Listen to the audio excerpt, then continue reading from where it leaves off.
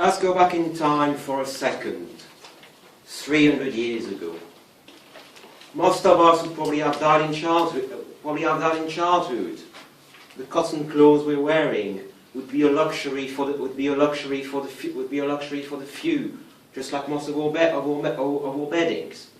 All of the work you would be doing, grinding grain, making thread, would be done by your own muscle or the muscle of animals. If you'd have to go to a meeting in Scotland, it would take you a fortnight. It was a word that was ripe for a revolution.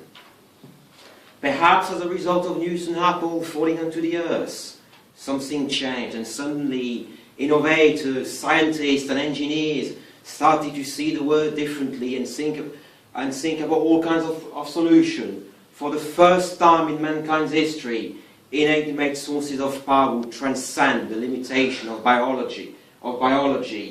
By burning the rocks, we got steam engine. How frightening they must have been to all counterparts of that time, pounding their piston constantly, yet driving machinery, driving the water out of the mine, spinning the spinning jennies that would make cotton a commodity instead of a luxury.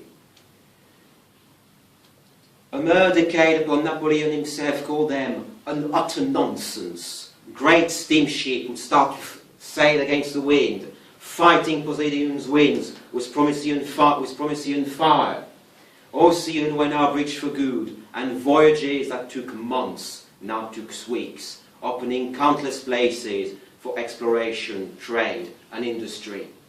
On land, great iron horses, as powerful as thousands and hundreds of their animal world counterparts, would lay their metal right-of-way across the land, bridging rivers that were once crawled by frail ferries, blasting their way through the mountains, rock by rocks, turning distance that were measured in days into mere hours. Around workshops, stations and locomotive works, small villages became bustling cities and centres of trade and industries. Locales of exotic tales and mystery became letters brought home by the Royal Mail. Letters with stamps were countless invitations for conversation, exploration, or perhaps emigration. In the great industrial cities of the world, vision of hellfire told onlookers of places of magic, places where the mighty iron was smelted into its ore, into flowing great red gold liquid that would find its way into converters, where it would be turned into millions and millions of tons of steel. This steel would find its way into pots, pans, knives, forks, boilers for great liners, or brooches for the heirs of fair maidens. All over the world, schools and newspapers turned ignorance into intelligence. Firebrand reformers would turn feudal autocracies into democracies and constitutional monarchies. Vaccines would conquer diseases and bring health to the masses. Gaslight and the electric fairies would shine into the light and conquer mankind's most primal fear. Prosperity trickled down from the few down to the many.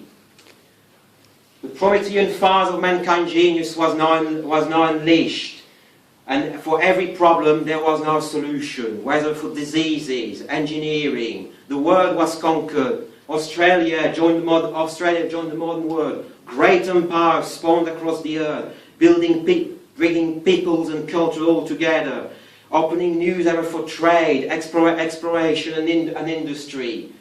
But now we stand in uncertain time.